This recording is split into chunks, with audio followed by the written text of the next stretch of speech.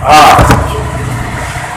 तो वांगचू एक ऐसे युवक की कहानी है जो चीन से होते हुए भारत में आया और भारत में बौद्ध धर्म को जानने की उसकी इच्छा उसे कई स्थानों से होते हुए आजकल सारनाथ में वो ठहरा है और सारनाथ में वो बौद्ध भिक्षुओं से मिल रहा है और अलग तरह से अपने और ग्रंथ भी पढ़ रहा है।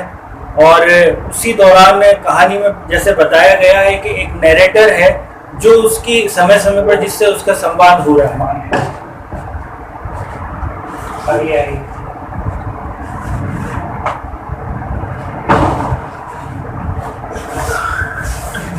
नैरेटर से उसका समय समय पर संवाद हो रहा है। वो श्रीनगर से होते हुए उसकी पूरी भारत का जो एक पुल और सूत्र वाक्य कह दीजिए कि नैरेटर के द्वारा उसके हाव भाव को हम कहानी के माध्यम से जानने की कोशिश करें। नैरेटर कह दीजिए, लेखक खुद कह दीजिए, जो वांगचू का एक आईना हमको समय समय पर बता रहा है कि वांगचू यहाँ जा रहा है, ये कर रहा है, वह कर रहा है और वांगचू ऐसा महसूस कर रहा है। और उसी में नैरेटर की जो एक मौसेरी बहन है नीलम से उसका लगाव भी होता है। श्रीनगर जब वो अपनी यात्रा में भारत भ्रमण में जब श्रीनगर पहुँचता है और उसका लगाव भी एक अलग स्तर पर होता है। और अंत में क्या होता है कि भारत की आज़ादी के बाद जो भारत चीन युद्ध के समय जो चीन और भारत के जो संबंध अलग तरह से विकसित हो गए हैं, उसके बाद भारत पुनः जो चीन जाकर वो भारत वापस लौटते हैं, उसके बाद क्या क्या परेशानी उसके साथ की जाती है।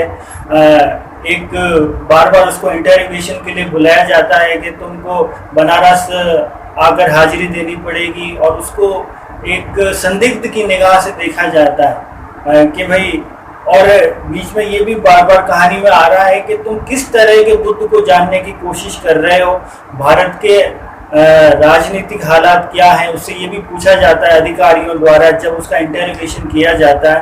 और तुम बुद्ध को समाजशास्त्री स्तर पर अध्ययन करना चाहते हो, किस तरह के से बुद्ध को ही क्यों जानना चाहते हो। बार बार उसको समय समय पर जिस भी लोगों से मिल रहा है, कोई उसको पागल मान रहा है, कोई उसको ऐसा मान रहा है, अलग अलग। और उसमें भी एक ये दिखाया गया है कि वो श्रीनगर में जब अपने प्रवास में लाल मंडी वाला जो संग्रहालय है, वहाँ पर वो बुद्ध की अलग तरह की छवियों के प्रति आकर्षित है, जहाँ पर बुद्ध के महाप्राण के पैर हैं या ऐसी छवियों के प्रति आकर्षित है जो अलग तरह की छवियां प्रस्तुत करते हुए अलग तरह से जानने सीखने के लिए किसी व्यक्ति को प्रेरित कर रही है।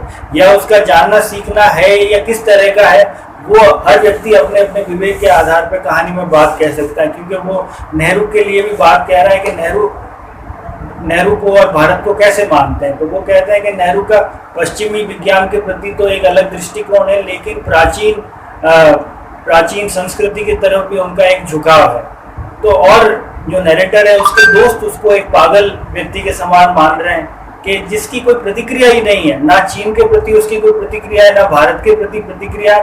और लगता है कि उसको बार बार जब भी वांगचू से कोई संवाद करता है कि वो अपने वर्तमान के प्रति, वर्तमान चाहे भारत का हो या चीन, उसके प्रति एक उदासीन व्यक्ति है। उसका सिर्फ अपनी इस यात्रा में अतीत से और बुद्ध से सरोकार है और वही उसको वर्तमान में जीना चाहता है। अपने बुद्ध की जो स्मृतियां हैं या बुद्ध के बारे में जो भी ग्रंथों को पढ़कर उसने जाना सीखा है, तो बस बार बार अपनी यात्रा में केवल उसका इतना ही अर्थ है। तो कैसे एक सीधे साधे भोले वाले व्यक्ति को प्रताड़ित किया जाता है, सिस्टम द्वारा सताया जाता है, उसकी एक मूलता कहानी है कि भाई वांगचू की जो स्पिरिट है, उसकी मूल संवेदना है कि भाई एक व्यक्ति है जो उन्मुक्त रहना चाहता है। उन्मुक्त रहने वाले व्यक्ति को किस तरह से पिंजरे में डालने का प्रयास किया जाता है या उसके सोच को पंख लगाने का जो प्रयास किया जाता है, उसकी एक कहानी है जो लेखक ने कही है। बाकी हम जैसे जैसे अन्य चीज़ों पर आएंगे तो उसको विस्तार से कहते रहेंगे। एक सार इतना ही है कहानी। तो अब आप शुरुआत कर दीजिए जैसा आपने पहले पढ़ रखा है।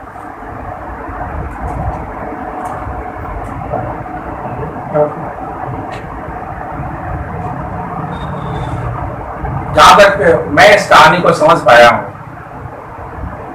जो वांगचू की कहानी है, आप देखेंगे कि शुरू में जब आज़ादी के पहले की बात है, वांगचू फ्रीली आता जाता है यहाँ आता है, तो कोई उस पर कोई रोक टोक नहीं है और ना ही उसके प्रति कोई किस तरह की धारणा है।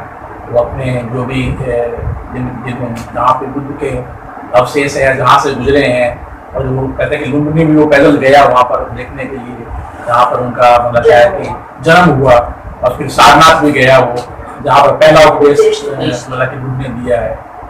फिर कहानी में आप देखेंगे कि आदेश को आज़ादी मिलती है, और फिर ये एक बार ये चीन वापिस चीन लौटता है कि भाई चीन जाता है, उसके बाद वापस चीन से आता है। उस समय तक भी जब ये भारत और चीन के युद्ध से पहले तक की बात है, तब तक भी मतलब क्या है कि भारत और चीन के संबंध खराब नहीं हुए थे। लेकिन बाद में चीन में वो सत्ता परिवर्तन होता है, जहाँ पर वो उससे मतलब कि ये बुद्ध के उससे काफी इंक्वायरी की जाती है क्योंकि हमको मालूम है कि शायद वो कम्युनिस्ट शासन आ गया वहाँ पर, तो वो पूछते हैं कि भाई आप जो बुद्ध पढ़ रहे हो इसका सामाजिक और उसका सरोकार क्या है वो बताएं, तो लेकिन उसको उससे कोई लेना देना नहीं है। वर्तमान परिदृश्य में वो कोई तो क्या वो तो अपने जैसे अतीत और बुद्ध के बारे में जो पुरानी चीजें वही पढ़ रहा है और उसी के बारे में बता सकता है, बाकी नहीं। फिर वो यहाँ पर पहुंचता है तो क्या अब होता यह है कि वो भारत युद्ध और चीन में युद्ध हो जाता है, तो बुद्ध मामला बिल्कुल बदल जाता है। अब वो जो भारत चलता है, ये पूरी कहानी आप देखें तो मेरे को लोग इसके बड़े फलक पर एक बात समझ में आई कि हम ये आधुनिक समय में यानी कि 18वीं शताब्दी के बाद सर कहते हैं जो राष्ट्र राज्य की संकल्पना हुई, राष्ट्र राज्य बने, इसके पहले तो राष्ट्र राज्य की कल्पना नहीं थी, बने नहीं थे, तो राष्ट्र राज्य ने सरल व्यक्तियों को कहना चाहिए कि किस तरह से उनका जीवन दुर्भर कर दिया है। राष्ट्र राज्य की अपनी एक विशेषता है, उसकी अपनी फ्रूट्स हो सकते हैं, उसके लाभ हो सकते हैं, सारी चीजें, पर एक राष्ट्र राज्य ने भी मतलब क्या है कि जो आम व्यक्तियों के जीवन में भी काफी मतलब कि जो कहना चाहिए मतलब उनके तकलीफें को बढ़ाया है। इस चीज को कहानी एक पॉइंट ये भी है कि हाईलाइट करता है, जहां मैं समझ पाया इस बात। और भी बहुत सारी चीजें हैं इसमें, लेकिन एक बात ये भी है कि राष्ट्र राज्य बहुत बड़ा संकल्प है, मतलब बहुत बड़ा ये संकल्पना है पॉलिटिकल साइंस में, और उसके आधार पर सारे जो है अब राष्ट्र राज्य बने और सब। लेकिन हम देखते हैं कि राष्ट्र राज्य के आधार पर दो विश्व युद्ध भी हुए हैं हमारी दुनिया में। राष्ट्र राज्य के आधार पर कई बहुत सारे जगह पर आज भी मतलब कि अभी वर्तमान में जो युद्ध चल रहा है, चाहे कारण कुछ भी हो, पर वो उसके पीछे एक राष्ट्र राज्य की भी बात आप देखेंगे कि उसके कारण से सबने अपनी जो सीमाएं खींच ली कि भैया हमारा देश है और बाकी लोगों से हमें कोई मतलब नहीं है, तो मानवता समाप्त हो रही है मतलब कहना चाहिए, या मानवता संकुचित हो रही है कहना चाहिए। हम बहुत ही ह्यूमैनिटी को बहुत ही नैरो साइड में उसको बना के हम मानते हैं कि हमारे देश का व्यक्ति, और उसमें भी यदि कोई मान लीजिए कि कोई किसी देश के बारे में या किसी व्यक्ति के बारे में यदि हमारा बहुत संकुचित विचार है राष्ट्र राज्य के बारे में, और यदि वो दूसरे देश के बारे में कोई किसी विद्वान को व्यक्ति या किसी उसके अच्छी बात को एप्रिशिएट भी करेगा, तो हमें यदि विशेष रूप से जो वो हमारा उससे आज के अच्छा संबंध नहीं है, तो हम मान लेते हैं कि शायद ये एंटी नेशनल चीजों को मतलब कि ये हमारे देश में भी हम देख रहे हैं इन दिनों में ये बहुत बढ़ रहा है इन चीजों को, और विदेशों में भी आप इसको कहीं ना कहीं किसी न किसी रूप में हम देख सकते हैं। ये तो राष्ट्र राज्य के नाम पर जो आम आदमियों को जो प्रताड़ित होने का जो आजकल ये बढ़ रही है, और दूसरी तरफ ये चीजें मतलब क्या है कि आप मानवता हमारी घट रही है, इसके प्रति भी लेखक ने अपना एक मतलब क्या है कि इस कहानी के माध्यम से कहने की कोशिश की है।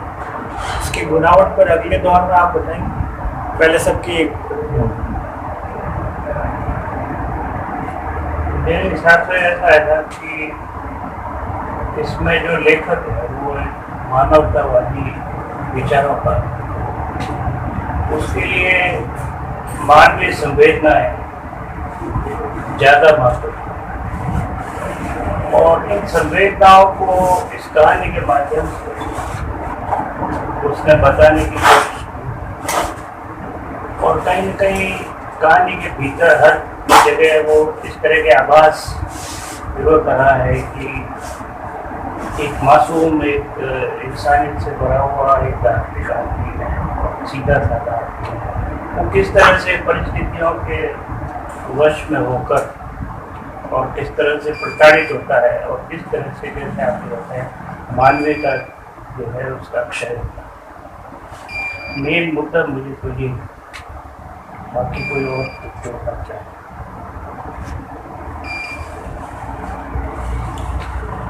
आपने भी लिखा है इसमें? आप पहले आप अपना पढ़ लीजिए, फिर विकास बाद में मिलते हैं।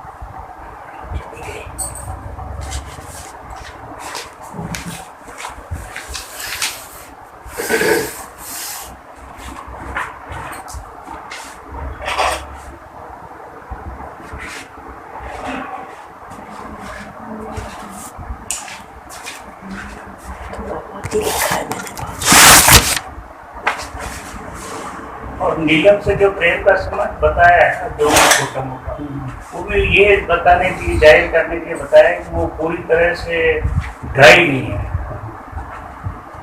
उसमें वो प्रेम की वो संवेदनाएं भी हैं। भले ही वो नीलम उसे ठिठोली करती है। हाँ, वो चाहे वो ठिठोली कर रही है, लेकिन वो उसको पर समझ वो बैठा है, लेकिन वो फौरन जाग भी जाता है कि नहीं। ऐसा नहीं है कि वो बिल्कुल ड्राई है, उसको कुछ पता ही नहीं है धर्म क्या है। ऐसा नहीं है, वो एक वाकई काम है। कहानी वांगचू एक बौद्ध भिक्षु की मार्मिक कहानी है, जो एक चीनी है और एक प्रोफेसर के साथ भारत आया था, और उन्हीं के साथ उसने हिंदी इंग्लिश दोनों भाषाओं का अध्ययन भी किया। और हालांकि उन्होंने बौद्ध धर्म की कोई विधिवत शिक्षा नहीं ली थी। जब प्रोफेसर वापस लौट गए अपने देश, वो यहीं का होकर रह गया। फिर वो किसी बौद्ध सोसाइटी से अनुदान पाकर यहीं का होकर रह गया। लेखक के मुताबिक वो तो बोधिसत्वों की मूर्तियों को देखकर गदगद होने आया था। लेखक भीष्म साहनी की कहानियां और उपन्यास एक सामान्य मनुष्य की विवेचना या उसके इर्द गिर्द ही घूमते रहे हैं। मुझे उनके 2 नॉवल याद हैं, तमस और आज के अतीत, जो हमारे कोर्स में हुआ करते थे। तमस और आज के अतीत दोनों ने ही विभाजन की त्रासदी को उभारा था। सामाजिक विसंगतियां, सांप्रदायिकता, मानव मन की संकीर्णताएं, भीषण त्रासदी और तमाम आश्चर्यों की वो बात करते हैं। आज के अतीत तो उनकी आत्मकथा ही थी। भाई बलराज, जहाँ तक मुझे याद है, क्योंकि पंजाब की गलियाँ, रावलपिंडी से लेकर पंजाब की गलियाँ तक घुमाती थी उनकी आज की अतीत। खैर, हम बात यहाँ आज वांगचू की कर रहे हैं। हालांकि हर इंसान अपने समय की राजनीतिक व्यवस्था से प्रभावित रहता है, लेकिन वांगचू को ना तो अपने देश चीन की बदलती हुई राजनीति से प्रभावित रहा है और ना ही भारत की राजनीति से।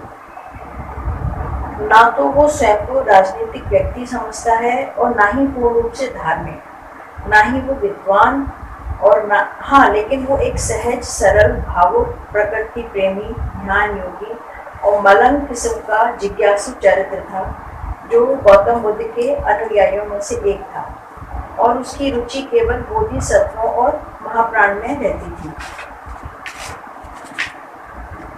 भावुक व्यक्ति का शायद अपने ऊपर वश नहीं होता, जो जैसा सहज सरल स्वयं होता है वैसा ही दुनिया को आंकता है। जग कैसा, जग आप जैसा, जैसी कहावत है इसका प्रमाण है।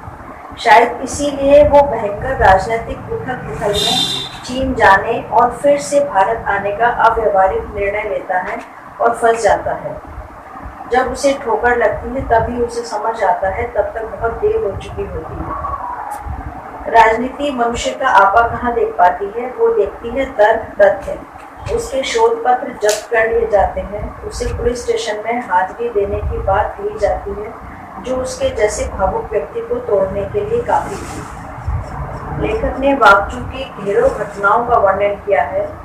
वांगचू तो केवल एक मनुष्य था, जिसे ना चीन समझ पाया और ना ही भारत, और मानव मूल्य फिसल गए। साहनी जी की सृजनशीलता को नमन है। हमारे देश के अनेक नेताओं ने कई बार 2 देशों के बीच मानवीय और सांस्कृतिक संबंध सुधारने की कोशिश की है, लेकिन फिर भी मानव मूल्यों की उपेक्षा हो जाती है और वांगचू जैसे लोग इस राजनीति की भेंट चढ़ जाते हैं।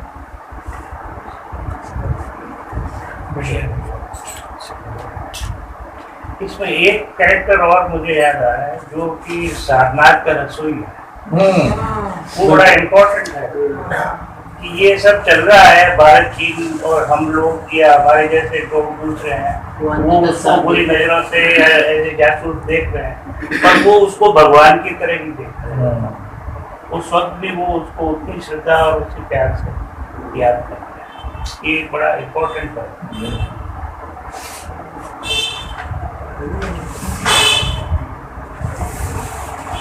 वांगचू। इस कहानी में महात्मा बुद्ध की जीवन शैली की झलक नजर आती है। कुदरत की हर वस्तु का विवरण कुछ इस प्रकार किया गया है कि मन को वहीं ले जाने को मचलता है। जहाँ कहीं खुला आकाश है तो कहीं नदियों का बहता निर्मल है, कहीं पेड़ों की कतारें हैं तो कहीं घाटियाँ। खंडरों और संग्रहालयों की सुंदरता इस प्रकार बताई गई है कि निस्संदेह नायक इसमें खो जाता होगा।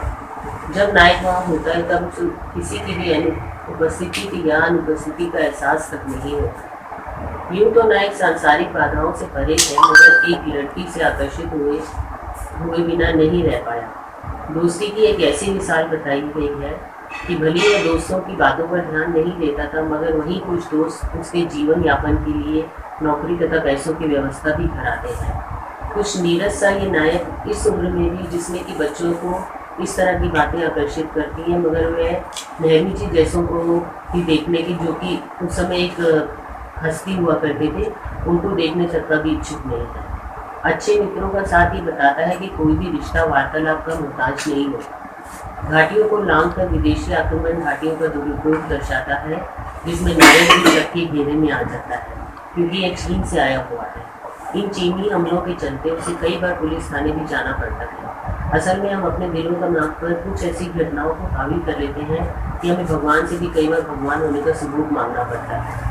यूँ तो नायक बौद्ध धर्म का प्रचारक है और सबके हित के लिए सब अच्छे काम करता है, मगर देश पर जब आन पड़ती है तो मजबूरन पुलिस को ठोस कदम उठाने ही पड़ते हैं। कहानी मूल रूप से वांगचू की जीवन यात्रा है। नायक को हम एक अलग ही दिशा में बहने वाली नदी भी कह सकते हैं, जो शांत है मगर बहुत प्रभावित करता है। सांसारिक मोह से परे मुश्किलों का सामना करके ज्ञान प्राप्त करना, फिर उसका प्रचार करके अपना अलग ही व्यक्तित्व बनाना कहानी का मुख्य सार है। कभी वह सीधा साधा लड़का है तो कभी चीन से आया हुआ व्यक्ति, जो चीनी हमलों का जिम्मेदार भी ठहराया जा रहा है। वही व्यक्ति कभी एक अध्यापक या कभी एक महात्मा के रूप में अपनी पहचान बनाता है। कहानी एक ऐसा सवाल छोड़ जाती है जिससे हर इंसान सोचने पर मजबूर है कि आखिर सच की राह पर चलने वालों को सीता की तरह अपनी परीक्षा क्यों देनी पड़ती है, जैसा कि वांगचू के साथ बहुत बार हुआ। क्या बिना प्रमाण के सच को सच नहीं माना जा सकता? जहाँ तक मेरी सोच जाती है, शायद इस ज़माने में चाहकर भी हम सबको निष्पाप नहीं मान सकते। मेरा ऐसा सोचना शायद गलत भी हो सकता है, मगर इस बात से इनकार भी नहीं किया जा सकता कि आज की दुनिया विश्वास के काबिल भी नहीं है। मगर ये भी सच है कि अगर हम सही राह पर चलना चाहें तो कोई बंधन, कोई पैरा हमें रोक भी नहीं सकता। तो फिर संसार में रहकर संन्यास लेना कितना ज़रूरी है। कहानी रोचक और सरल शब्दों में सहजता से पढ़ी जा सकी, जो विष्णु सानी जैसे अच्छे लेखक की पहचान।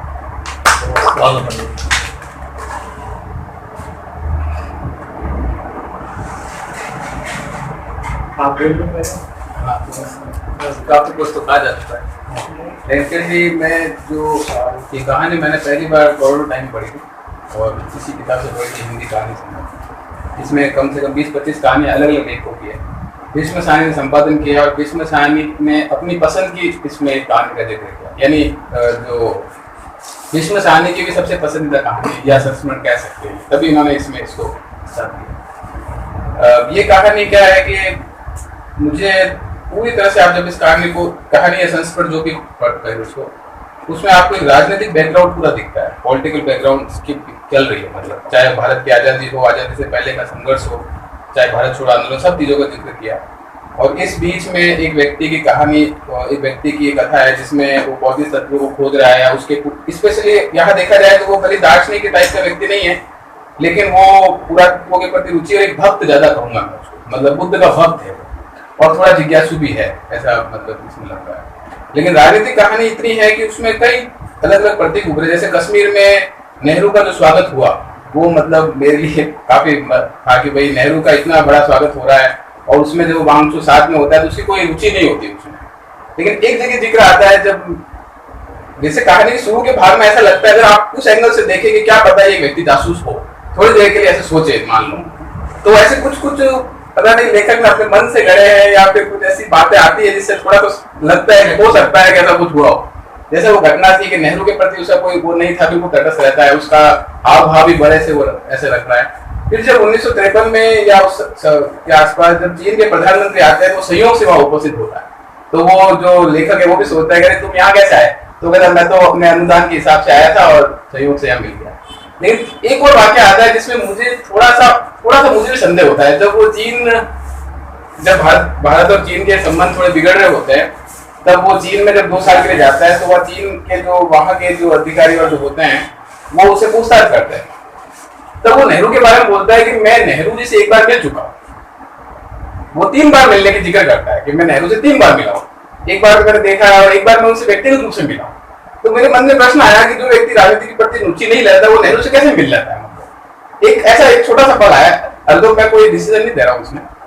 और फिर बाद में ये सारी कुछ चीजें थोड़ा सा ऐसा प्रकट करती है, लेकिन मूल रूप से तो ऐसा लग रहा था कि जब अधिकारी उससे द्वंद्वात्मक भौतिकवाद के बारे में पूछते हैं कि चलो बताओ बुद्ध का क्या द्वंद्वात्मक भौतिकवाद है, तो उसका कोई जवाब सटीक नहीं रह पाता। लेकिन उससे पहले इनके दोस्तों की भी चर्चा होती है जब भारत में, तब वो एक मित्र ये कहता है कि तुम्हें जीवन के हर पहलू को देखना होगा। मतलब ज्ञान कोई एक नहीं है, आप मतलब हर चीज एक दूसरे से जुड़ी हुई है। और अंतर्बोध का मुद्दा वही है कि पूरी कहानी में राजनीति हावी होती है, चाहे वो चीन की राजनीति हो या चाहे भारत की राजनीति हो। और उसके सबसे ज्यादा मार्मिक पहलू वो दिखता है जब उसकी पांडुलिपियां जो होती है वो पुलिस ले जाती है, और जो वो पूरी तरह से सोचता है कि मेरी तो सारी मेहनत या जो सारा मेरा जो था वो खत्म हो गया, और वो उसको सबसे ज्यादा निराशा या दुख उसी क्षण में होता है। और तो उसमें चीन में भी ऐसा होता है, जब उसको सारनाथ किया जाती है अपने उन पलों की, उस 2 साल में उसके साथ बहुत वो मतलब सिचुएशन ऐसी होती है, उसको लगता है मुझे वापस वहां चला जाना चाहिए। लेकिन इस बीच एक और बात मुझे लगी कि राजनीति इतनी हावी होती है चीजों पर कि जो लेखक है वो भी है ना थोड़ा सा प्रभावित हो जाता है राजनीति से। वो कहता है कि मैं भी चीन के व्यवहार से थोड़ा रुष्ट था, इसलिए मैंने उसको भी कह दिया कि तू भी अब यहाँ क्या कर रहा है, तू भी चला जा वापस। मतलब ये एक वाक्य आता है जिसमें हल्का सा लगता है कि थोड़ा सा ये सारी चीजें उसको भी प्रभावित कर रही है।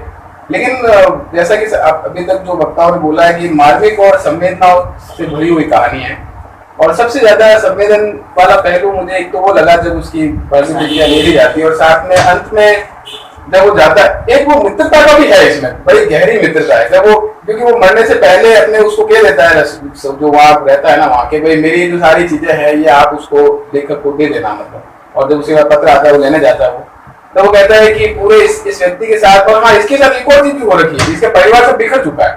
जब चाइना में जब स्थिति उतर पुदर वाली हुई तो इसका परिवार भी पूरा हो गया।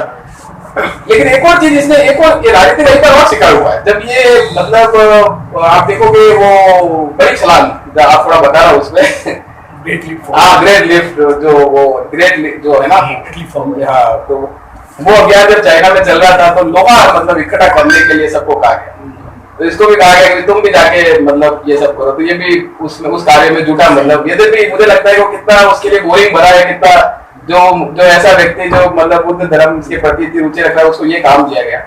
लेकिन मेरे दिमाग में एक और ख्याल आया कि सच में ऐसे व्यक्तियों के ऊपर क्या बीती होगी जब सांस्कृतिक क्रांति हुई थी चीन में।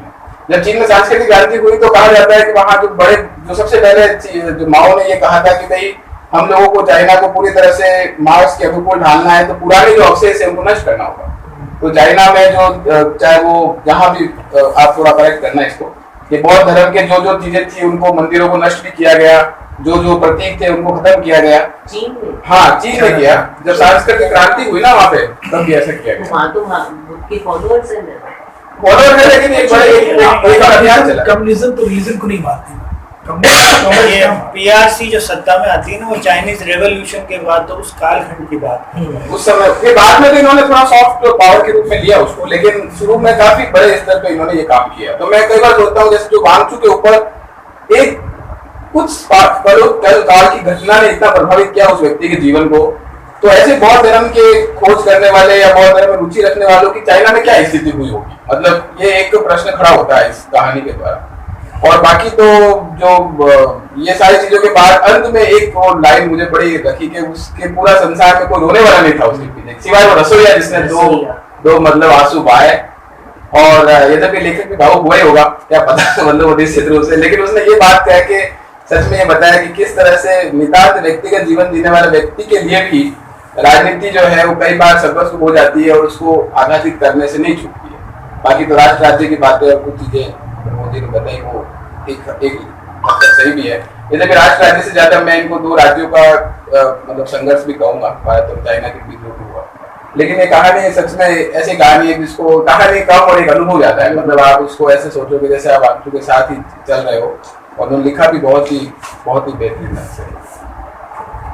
एक बस करेक्शन हाँ बिल्कुल, आप चाइना में कभी भी बुद्ध धर्म का इतना तगड़ा इन्फ्लुएंस नहीं रहा था, वो लोग कन्फ्यूशियस को ज्यादा फॉलो करते थे। लेकिन जब ये माओ से तुंग वाला ये जब शुरू हुई ना पीआरसी वाली, उन्होंने कन्फ्यूशियस के भी जितने आइडियाज वो भी उनको भी कर दिया। सही बात है। मेरे हिसाब से ज्यादा मेरी जानकारी 20-25% है, वहाँ पे ज्यादा 20% ही है आज की 60-70s के बाद। हाँ 20% तक है। बाकी जब चावल लाई वगैरह थे तो संन्यास से चाइना समय प्रभावित नहीं, तिब्बत में तो था, जैसे तिब्बत वाला जो एरिया है ना, ये तो लगभग 90%, और ये जब हुआ होगा सांस्कृतिक, इसका प्रभाव इसमें भी पड़ा, और तिब्बत में तो चूंकि इन्होंने पूरा ही मतलब एक आक्रमण करके इसको लिया था। तिब्बत को दबाने का एक बहुत बड़ा रीजन भी यही था कि बुद्धिज्म से जो है था, और वो लोग कन्फ्यूशियस को मानते थे इसीलिए।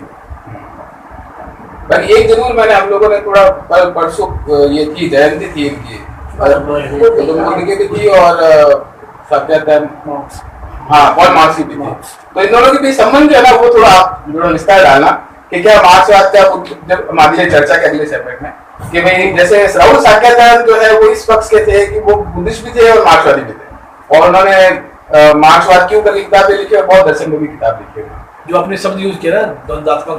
हाँ वो डायरेक्टिक आइडियलिज्म पहले हिगल का, हाँ और मार्क्स ने उसको, और फिर बुद्ध का भी समझना पड़ेगा, बुद्ध का भी लंबी चर्चा हो जाएगी उस पर।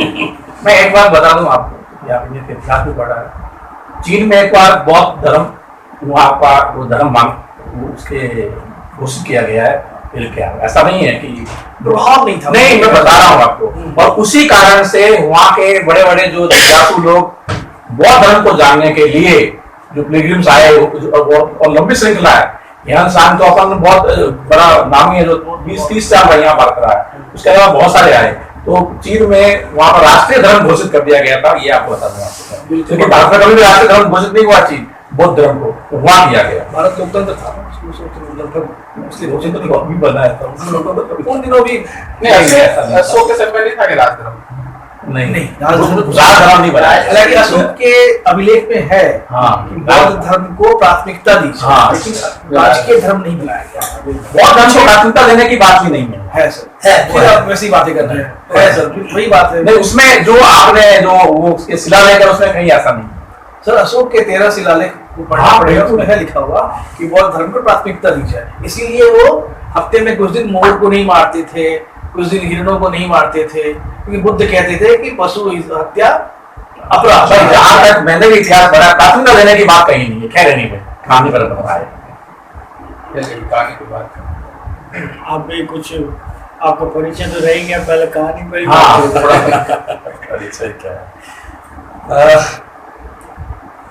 कहानी है, मुझे ये लगता है कि सबसे पहले तो क्योंकि मैं एक कहानीकार की हैसियत से जब मैं इस कहानी को देख रहा हूँ, तो ये किसी भी काल्पनिक कहानी से ज़्यादा ये संस्मरणात्मक कहानी ज़्यादा है, और निश्चित रूप से ऐसा कोई व्यक्ति भीष्म साहनी के परिचय के दायरे में रहा होगा जिसकी कहानी उन्होंने लिखी है, क्योंकि बहुत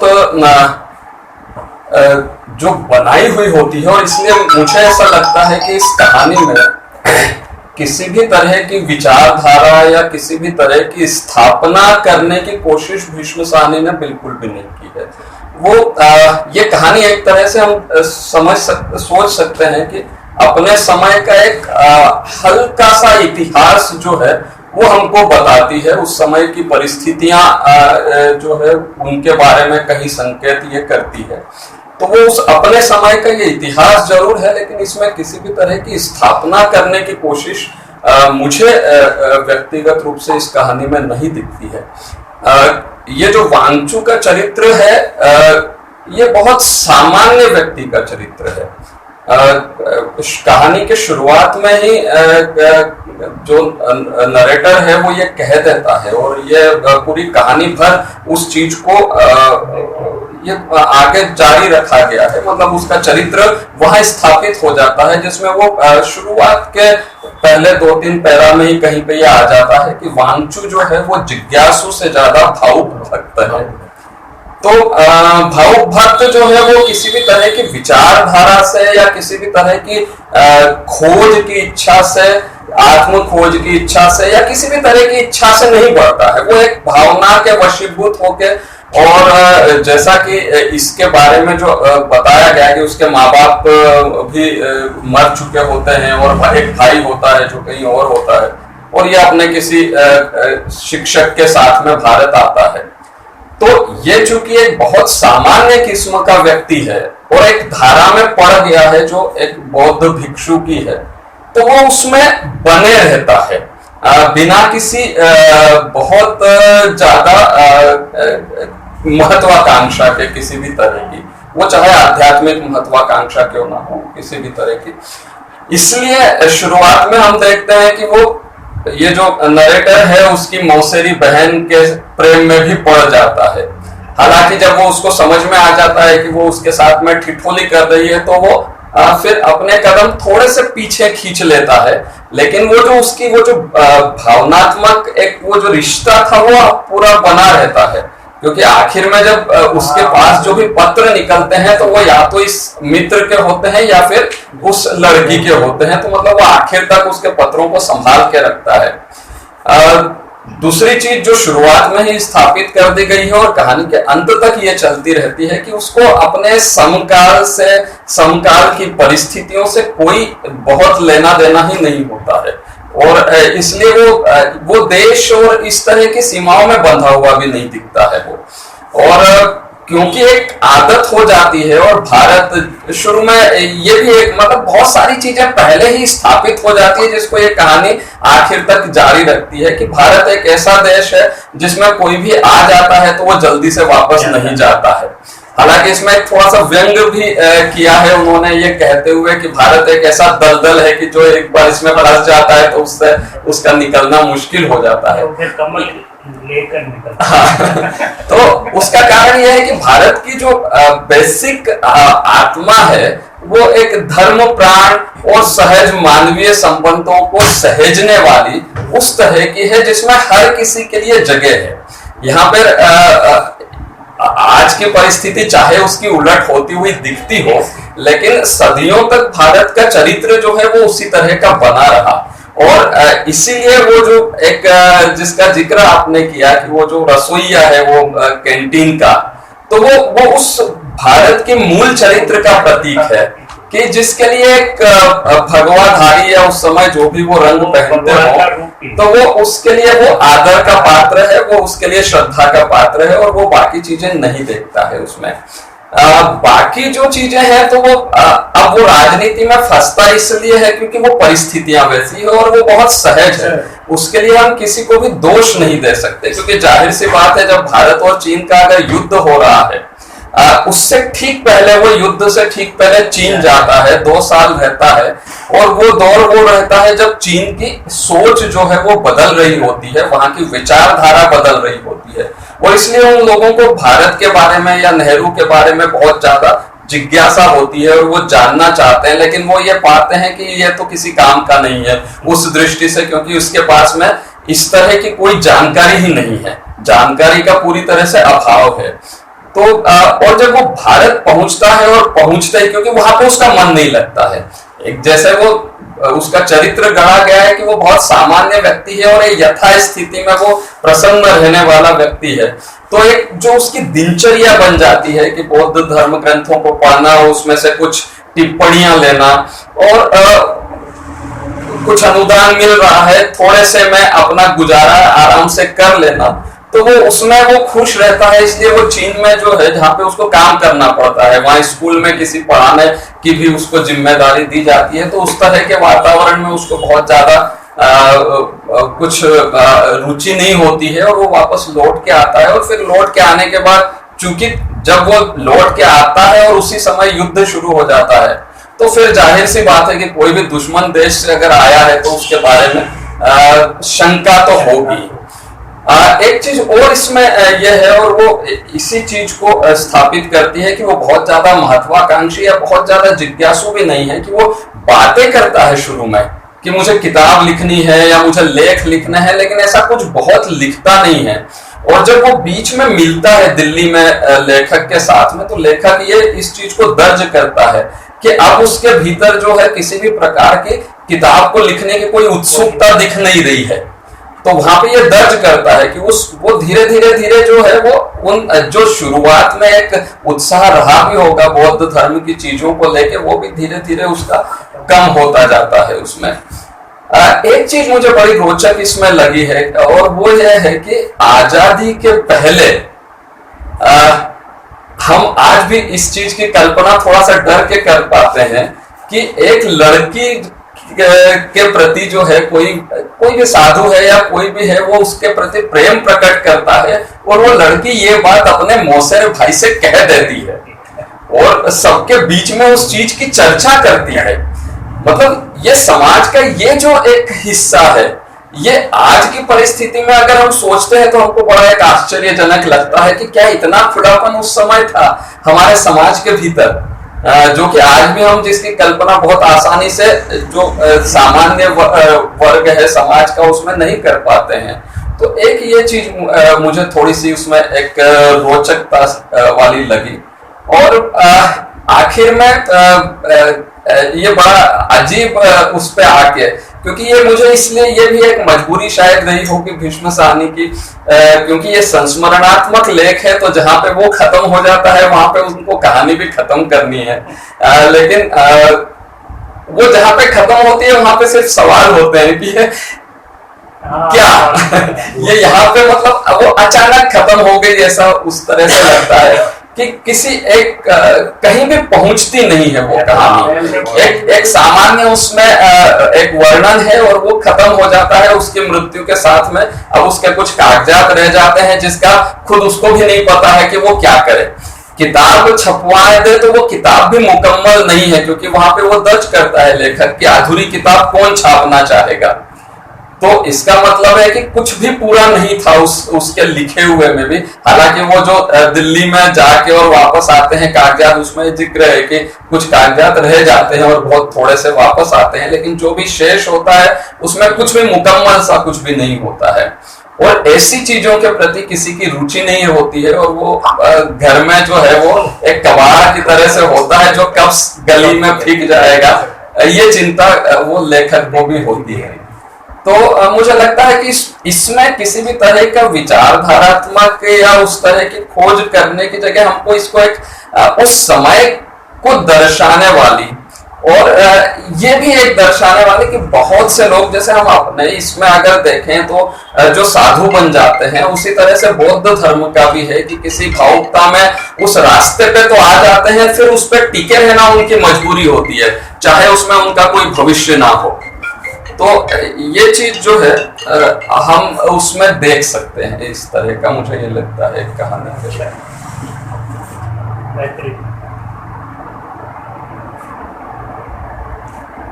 आप इसी, हाँ पहले आप बोलिए। नहीं जी, सबसे पहले थैंक यू अनिमेश दा, अच्छी किताब अच्छी कहानी पढ़ने को भेजी आपने। भाई बहुत सारी बातें हो गई, फिर भी मैंने रिव्यू लिखा है छोटा सा। वांगचू का अर्थ होता है फ्री स्पिरिट, तो एक ऐसा आदमी जो निश्चल है, निर्मल है। वांगचू का शाब्दिक अर्थ यही है। भूटान में एक नदी भी है वांगचू के नाम से, जो अविरल कलकल बहती है। तो हम सब जानते हैं कि वांगचू एक चीनी यात्री थे जो बौद्ध धर्म को जानने भारत आए थे। भीष्म साहनी की अन्य कहानियां जिसकी आपने बात की, चाहे वो तमस हो चाहे वो आज का गीत हो, उससे ये कहानी बहुत अलग है। भाई साहब ने कहा कि संस्मरणात्मक है।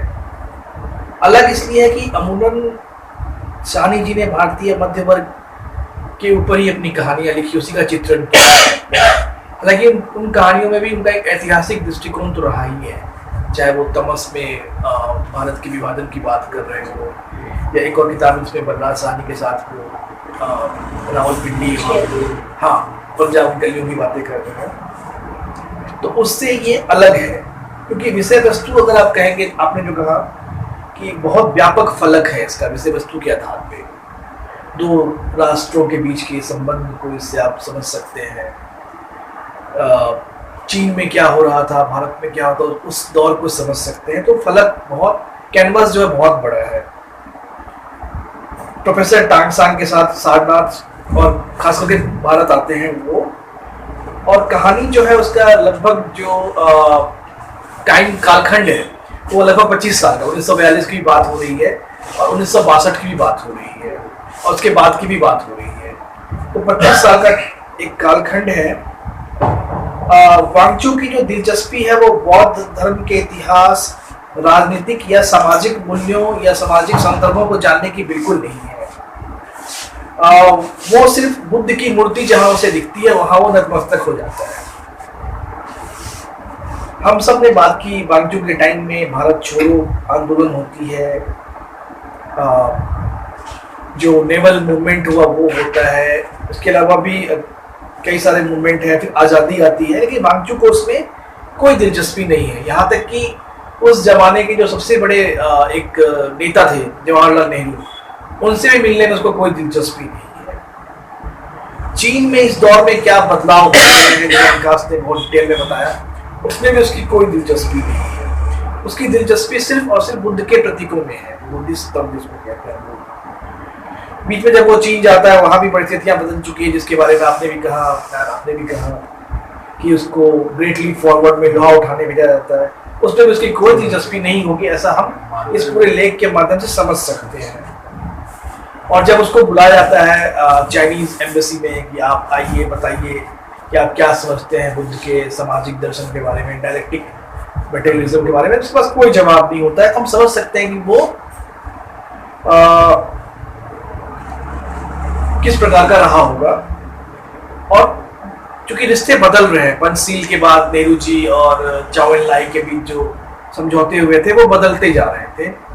इसके बाद 62 में लड़ाई होती है और वांगचू को बनारस में हर हफ्ते कहा जाता है कि आप आइए और थाने में हाजिरी लगाइए, जो नॉर्मल प्रोटोकॉल है। हम आप भी जब बाहर जाते हैं तो हमारे कार्ड में ये मेंशन होता है कि जब भी आपको वहाँ के लॉ और अथॉरिटी बुलाएगी तो हमें जाना पड़ेगा। तो वो एक नॉर्मल प्रोसेस से वो जाते हैं। हालांकि चूंकि वो निश्चल है, निर्मल है, तो उनके साथ ये मानसिक संताप और संवेदनाएं जुड़ी हुई हैं। अगर हम कहानी के आयाम की बात करेंगे तो नागरिकता के सवाल पर ये कहानी बात करती है, राष्ट्र के सवाल पे बात करती है। एक और चीज जो मुझे लगा कि वांगचू जो है वो दृष्टिविहीन अध्ययन कर रहे हैं। दृष्टिविहीन मैं इसलिए कहूंगा कि उनको पता ही नहीं था कि वो क्या कर रहे हैं, जिसकी वजह से उनको मुश्किलातें भी आती हैं। और ये लाजमी भी है कि अगर आप इतिहास से कटे हुए हैं, अपने वर्तमान से कटे हुए हैं, अपने अतीत से कटे हुए हैं, तो मुश्किलें आपको आएंगी, वो नेचुरल है।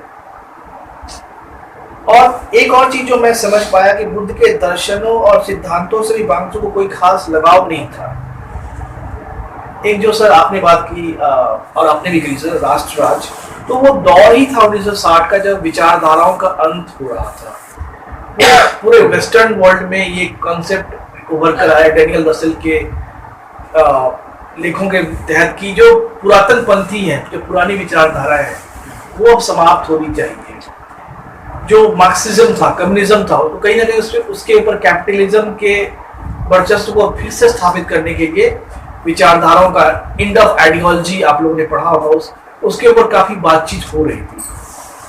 और एक चीज जो है कि जो चूंकि मैं इतिहास पढ़ा है मैंने, तो मुझे जो लगा कि वांगचू के अंदर ना तो इतिहास बोध था और ना इतिहास के दृष्टिकोण को समझने की कोई उसकी इच्छा भी थी।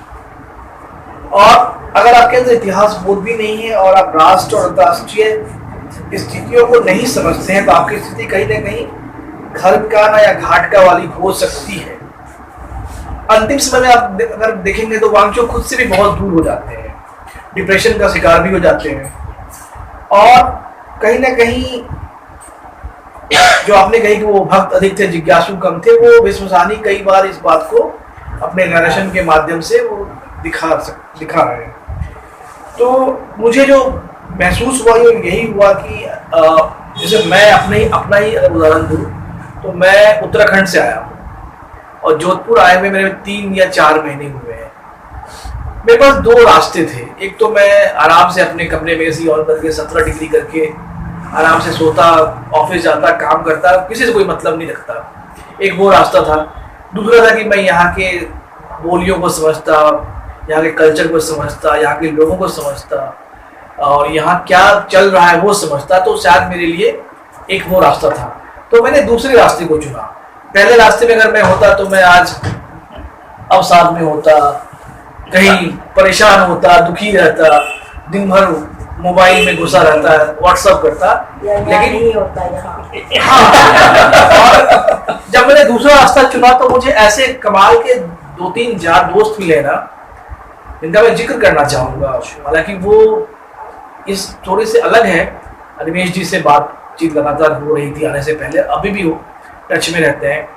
एक दो और लोग हैं, कुछ अच्छे वकीलों से मेरी अच्छी दोस्ती हुई यहाँ पर आकर, एक दो इंस्पेक्टर्स के साथ मेरी दोस्ती हुई और सब लोग बड़े खुले दिमाग से मिलते हैं और अगर मैं परेशानी में होता हूँ तो वो मदद भी करते हैं, रास्ता सुझाते हैं। तो मैं यही कहना चाह रहा हूँ कि अगर आप कहीं जा रहे हैं और वहाँ के लोगों को नहीं समझ रहे हैं, वहाँ के सोसाइटी को नहीं समझ रहे हैं, वहाँ कल्चर को नहीं समझ रहे हैं, तो मुश्किल आपको ही आएगी। उनको क्या आनी है, आपको क्या फर्क पड़ता है मैं हूँ नहीं हूँ यहाँ पे।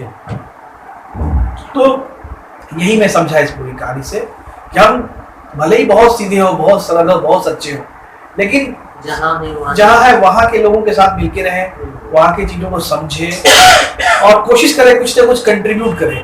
आप अंत में देखिए बांग्चू का कोई कंट्रीब्यूशन नहीं।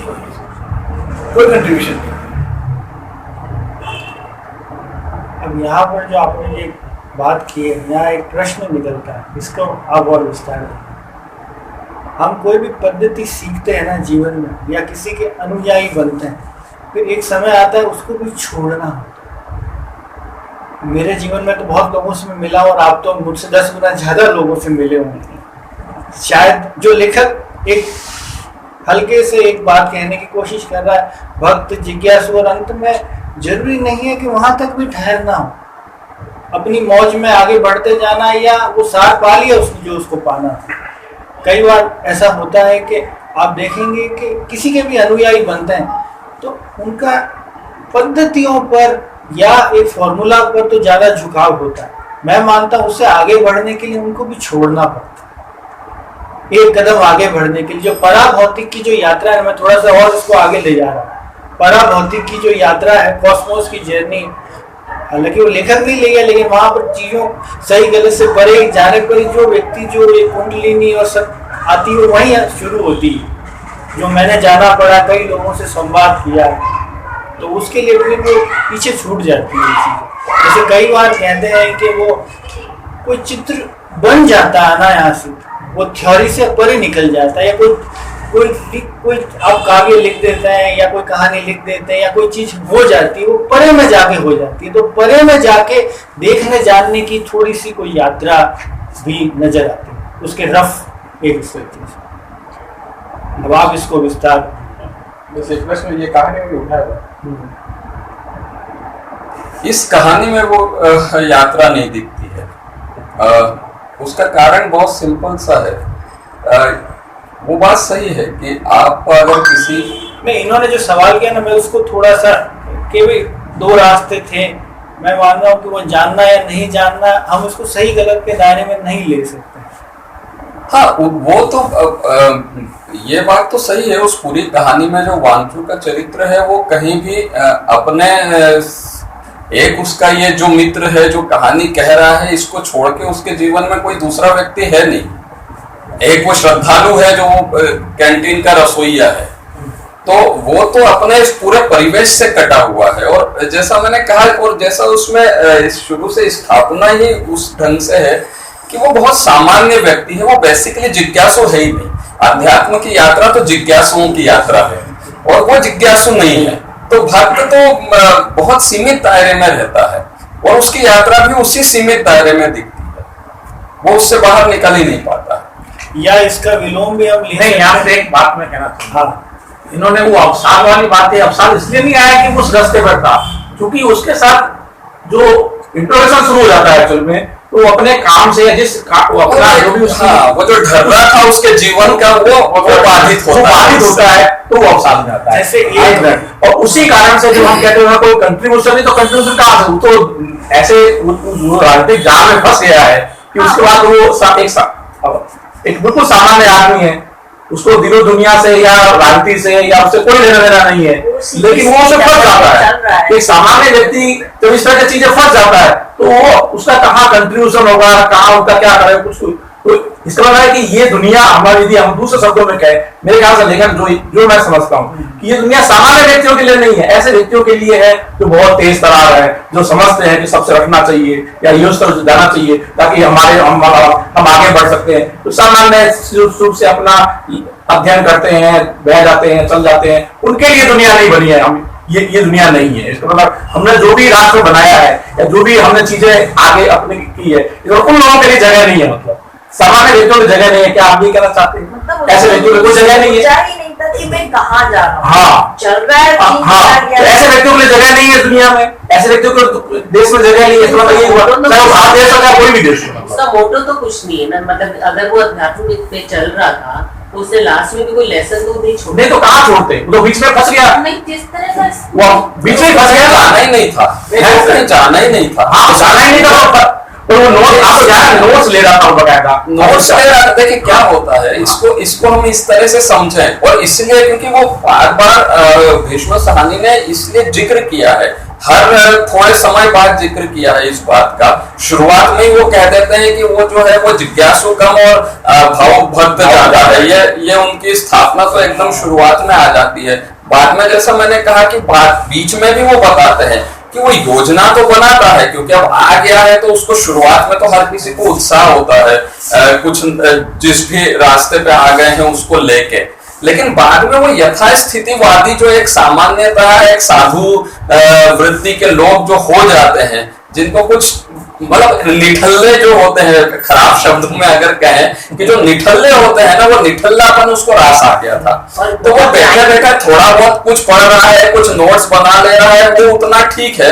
उससे ज्यादा उसको ना कुछ पाना था, ना उसको कुछ तलाश थी उसकी, ना उसने वैसे कोई कोशिश की। जैसे आप कोई भी कम्यून जाएंगे ना, मैं तो एक व्यक्तिगत अनुभव भी है, ओशो के 2 बार कम्यून में गया था फ्रेंड के साथ, तो वहाँ कई वांगचू मिलेंगे तो मेरा व्यक्तिगत अनुभव से ही बता रहा हूँ मैं आपको। पर मैं तो एक मतलब वो खा रहे पी रहे हैं, डांस कर रहे हैं, नो कम्यून में है ये पूरे कम्यून में नहीं है व्यक्ति, वहाँ पर सिस्टम बना हुआ है। देखिए आप दोनों का बहुत ही गलत बना के वो उदाहरण दे रहे हैं। वो कानून में है, वो सिस्टम बना हुआ है, बनाया जा रहा है। लेकिन आपको इसमें यह ध्यान रखना पड़ेगा, कम्यून ये जो कह रहे हैं वो एक पूरा अलग सिस्टम जरूर है। वांगचू भी जहाँ पे रह रहा है वो सारनाथ में, वो एक बुद्धिस्ट उसके अनुदान से और उसमें रह रहा है, वो सिस्टम से बाहर नहीं है। सबसे बाहर नहीं, तो उस तरह का कम्यून नहीं है जैसे ओशो ने बना रखा था, उस तरह का नहीं है। ओशो वहां पर बहुत मौज थी। नहीं, ओशो मैं ये नहीं कह रहा हूँ, मैं ये नहीं कह रहा, मैं ये कह रहा हूँ कि जो ओशो और कम्यून से इसकी तुलना कर रहे हो तो वो तुलना नहीं है। मैं कह रहा हूँ यथास्थितिवादी की जो बात करें ना, उसका उदाहरण है। और यहाँ पर मैं समझता हूँ आपकी बात से मैं ये इसलिए थोड़ा सा सहमत यहाँ पे इसलिए क्योंकि मैं ओशो कम्यून के बारे में भी काफी जानता हूँ, इसलिए बता सकता हूँ कि ओशो कम्यून जो था वो फोकटियों के लिए बिल्कुल नहीं था, है ना। उसमें या तो आप एक पूरी लंबी यात्रा के बाद उसमें प्रवेश करें, तो वो बड़ी लंबी यात्रा थी और उसके बहुत सारे चेक्स थे, आपको सहज उसमें एंट्री नहीं थी। लेकिन वैसे आपको अगर वहां पर रहना है तो आपको बहुत पैसा खर्च करना पड़ता था, है ना। तो वहां सर उससे लंबे समय के मतलब एक टाइम होता 25 साल में कुछ तो लिख के कर रखता ना। पर मैं कह रही हूँ एक साधारण से व्यक्ति को, साधारण से कैरेक्टर को भीष्म साहनी ने इतना व्यापक, वो जो आप कह रहे हो ना फलक दे दिया था, उनकी बात करें ना। फलक बेसिकली उस व्यक्ति का नहीं है, उसमें उस पूरे कालखंड का फलक बहुत व्यापक है। वो जिस कालखंड में भारत में आया और जिस कालखंड में भारत में रहा, उस कालखंड का फलक बहुत व्यापक है। ये तो भीष्म साहनी के मतलब जीवन काल में ऐसा कोई आया होगा जिसका संस्मरण नहीं होगा, कुछ ना कुछ उसमें आया 20 साल से अध्ययन नहीं कर रहा है साढ़े 4 दिन जा रहा है वो बौद्ध स्तंभ के बारे में सिर्फ जानकारियां लिख रहा होगा। और जो तो ऐसा रहता है ना, बहुत लोग रहते हैं जो बड़े किताबें पढ़ देख देख के जो पसंद आ गया वो कॉपी में लिखते जाएंगे, है ना। छोड़ नहीं पाया। जैसे वो फॉरेस्ट गम देखिए लेकिन उसमें फॉरेस्ट गम में सिर्फ किरदार है ना, वो तो छोड़ता जा रहा है चीजों को। हाँ। लेकिन ये प्रकार से पकड़ा हुआ है। मतलब इन्होंने में अंतर ये है, जैसे एक मैंने फ्रेंच काफ्का के बारे में सुना था, उसने तो अपनी रचनाएं जला भी दी थी काफी। उसने तो कोई ये भी मतलब देखा जाए तो सही मायनों में बुद्धि का जो सैनिकवाद है वो उसने अपना है, तो सनी कहती थी। लेकिन वांगचू जो है वो सैनिकवाद से नहीं अभी कहानी के स्ट्रक्चर पर आप कुछ पॉइंट कहानी के स्ट्रक्चर पर तो मैं समझता हूँ कि एक तो पहली बात ये, कहानी शुरू से लेके अंत तक आपको पढ़ाने जाती है, कहीं भी आपको नीरस नहीं रहता। आप देखिए लगातार आपको आगे मतलब कि बिल्कुल अब कुछ समझ भाव से, और कहीं भी नहीं लगता है कि वो आर्टिफिशियली कोई बात कर रहा है। ये आप देखेगी अमूमन क्या है कि सस्पेंस खुलेगा जब वो पुलिस में आता ये लगता है कि और अभी मुझे पता नहीं था, जो इन्होंने बताया कि विष्णु साहनी का एक पसंदीदा कहानी है, और एक्चुअल में मेरी भी पसंदीदा कहानी बन गई है। और मैंने पहले भी स्पष्ट किया है कि इसको मैं बड़े राष्ट्र राज्य के फलक पर देखता हूँ, और देखता हूँ कि दुनिया में जब से राष्ट्र राज्य बन गए हैं इसके अपने बेनिफिट्स हैं, इसका हम तरक्की कर रहे हैं, हम लोग समझदार व्यक्ति हैं, हम लोग बहुत आगे बढ़ रहे हैं, दुनिया में सरोकार रखते हैं, हमारी मित्र मंडली है, और हम बहुत ही एक सुखद जीवन जी रहे हैं, जो भी है। पर ऐसे व्यक्तियों के लिए कोई जगह नहीं है जो बिल्कुल समझदार नहीं होते हैं, साधारण आदमी होते हैं, अपनी भावना में बह जाते हैं। पहले ऐसा बहुत जगह हुआ करता था, अब आज की दुनिया में उनके लिए रहने लायक नहीं है। लेकिन हम यदि जो आध्यात्मिकता की बात करते हैं तो हम उसी सरलता की बात करते हैं कि हम लोगों को सरलता आना चाहिए कि हमें मतलब की चीजों को प्रति, लेकिन उस सरलता की बात हम करते हैं केवल एक उत्साह के लिए, वो हम क्या पाना चाहते हैं अंतिम आध्यात्मिकता में। लेकिन जो व्यक्ति इस तरह का हमारे पास है वो व्यक्ति हमारे जीवन में अंतर भी हो जाएगी। मैं समझता हूँ कि अंतर आके हम अपनी आध्यात्मिकता क्या चाहते हैं, समझदार बनना चाहते हैं या बिल्कुल सरल बनना चाहते हैं। लेकिन सर उसके फॉलोअर्स भी तो उससे अटैच हुए होंगे ना, कोई इसको रोने वाला नहीं, कुछ नहीं बात रोना कोई एक व्यक्ति रोया, एक व्यक्ति रोया, आपके वो भी उस जैसा व्यक्ति रोया, वो उस जैसा व्यक्ति रोएगा। आप जैसे बात भारत मैं सिर्फ थोड़ा सा असहमत इसलिए हूँ कि उस समय की वो परिस्थितियां युद्ध की ऐसी थी कि जिसमें किसी का भी नियंत्रण नहीं था। वरना आप देखें कि उस जैसा एकदम सामान्य व्यक्ति जो है, जो परदेशी व्यक्ति है, वो भारत में आके बहुत आसानी से 30 साल रहता है। ये तो उसके अंत की बात है जो 4-5 साल की बात रही होगी। वरना भारत में सामान्य व्यक्ति, एक विदेशी व्यक्ति भी आके और सबसे कट के भी अपना जीवन गुजार सकता है। तो भारत उस तरह से वो जो है बहुत प्रॉमिसिंग कंट्री उस तरह से रहा था, उस समय तक तो था ही। और भारत ने कभी अत्याचार भी नहीं किया, तो कोई रह सकता है, ये हम ये जान सकते हैं, क्योंकि वो 30 साल से ज्यादा की अवधि की पूरी वो कहानी है वो। और उसमें से ये चीन के युद्ध वाली दिक्कत, वही उसको दिक्कत आई, उससे पहले उसको कभी दिक्कत नहीं आई। वो बड़े आसानी से रह रहा था और सबसे कट के रह रहा था। तो ऐसे लोग भी भारत में चल जाते हैं। नहीं, वो जो आप कह रहे हैं वो चल जाते हैं, लेकिन मुझे लगता है कि ये जानबूझ करके ऐसा नहीं है। कहानी यदि विष्णु साहनी ने कही है, वो मेरी राय है, जरूरी आप सहमत हो मतलब उससे, कि ये एक राष्ट्र राज्य वाला प्रश्न तो है। और जहां ये समस्या जैसे होती है, जब तक कि राष्ट्रों के बीच में अच्छे संबंध है तब तक सामान्य व्यक्ति का गुजारा हो सकता है। संबंध बिगड़ गए, गुजारा नहीं होगा। चाहे हम सहज हमको लग रहा है, यही तो मैं कह रहा हूँ ना, वो बहुत इस राष्ट्र राज्य की तो बात कर रहा हूँ, इसी को प्रश्न चिन्ह में लगा रहा हूँ। राष्ट्र राज्य कब नहीं था, ये वाला भी सवाल है। आप जो कह रहे हैं ये मार्क्सवाद आ गया और उसके बाद में वो पूंजीवाद और ये लोकतंत्र, और ये तो अभी की 18वीं शताब्दी से शुरू हुई चीजें हैं, है ना। लेकिन उससे पहले भी राष्ट्र नहीं थे, ऐसा नहीं था। नहीं, जो इस तरह की लगातार बदलती रही, जो इस तरह के राष्ट्र राज्य की संकल्पना नहीं थी जो आज की तारीख में इसके तरह शुरू हुई। क्योंकि उसके पहले भी हमारे आपको पता है कि हैंसन आया था, उसके भी बहुत खतरा हो गया था, बाबू उसके लूटे लगे थे, वो तो बचता हो जाता है सहज है। और यहाँ पर चला गया। भारत में भारत, ये एक बड़ा सवाल है कि भारत एक राष्ट्र कब था और एक राष्ट्र कब नहीं था। मैं उस पर जवाब कर ही नहीं रहा। भारत में सदियों से हर तरह के लोग आते रहे हैं, यहाँ पे आके बसते रहे हैं और यहाँ पे आके बड़ी उन्नति भी करते रहे हैं। बाहर के देशों में नहीं है सर, कहाँ पर अपन लोग आराम से कहाँ जाके वीजा मूव करवा सकते हैं। तो आप पूरी की पूरी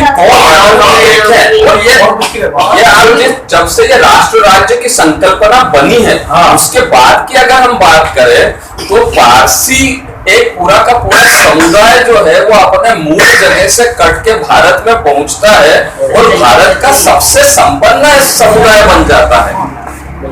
और ये उसी दौर की बात है जब ये राष्ट्र राज्य की संकल्पनाएं नई नई थी और चल रही थी। पारसी कब आए थे यहाँ पर? एग्जैक्ट मुझे वो भी लेकिन मेरे ख्याल से उस समय राष्ट्र राज्य कहाँ संकल्प 1700 के आसपास आई है, 1800 में भी आए, कहाँ संकल्पना थी? तभी तो शुरू हुई। राष्ट्र राज्य की संकल्पना कहाँ है? मॉडर्न राष्ट्र राज्य की संकल्पना नहीं है सर, तो अठारहवीं शताब्दी से ही तो शुरू होती है ना, जब से यूरोप में शुरू यूरोप में मैं बढ़िया नहीं होती की बात कह रहा हूँ। तो आपने कहा पारसी लोग आए तो उसमें भारत में तो आप बोलेंगे तो 47 से राष्ट्र बना, इसके पहले तो उस तरह से था ही नहीं भारत, इस तरह से था ही नहीं। वो तो भारत से जिस तरह से यूरोप था वैसे भारत बात किया। यूरोप भी बेसिकली अगर हम देखेंगे तो दोनों विश्व युद्धों में उसकी बहुत सारी सीमाएं बहुत बदली है। दूसरे विश्व युद्ध के बाद भी बहुत सारी सीमाएं उस दूसरे विश्व युद्ध के समय में बदली है और तब जाके अभी जो हम देख रहे हैं राष्ट्र राज्य जो है वो दूसरे विश्व युद्ध के बाद की देन है ना। तो यह यूरोप के बारे में शुरुआत सदी में यूरोप बदल रहा था, उसके पहले वहां पर ऐसा नहीं, ये हम कह सकते हैं। आप कुछ कहना चाह रहे हैं शायद? मैंने वैसे तो ये कहानी पढ़ी नहीं है, जैसे चर्चा सुनी जितनी है उसके बारे में मुझे इतना समझ में आया। उसमें एक तो ये कि एक संस्मरण भी है दूसरा है कि वांगचू का चरित्र वर्णन भी कहा जा सकता है। लेकिन इसमें मुझे जो मोटे तौर पे चीज, जैसे बाकी सारी बातें तो आ गई, लेकिन उसमें मुझे लगता है कि जब कोई व्यक्ति किसी चीज को जानने की जिज्ञासा होती है या कहीं जा रहा होता है तो उसके अंदर एक कल्पना चल रही है। जिस किसी जगह हम जाते हैं तो एक परिकल्पना काम करती है कि भी ऐसा होगा, मैं इस तरह से जानूंगा, इस तरह से होगी चीजें। तो वो इस तरह की परिकल्पना के साथ आया कि बौद्ध धर्म से नो डाउट कि वो बहुत ज्यादा प्रभावित था, बहुत कुछ जाना, बहुत उसका इंटरेस्ट था, जानने के लिए आया।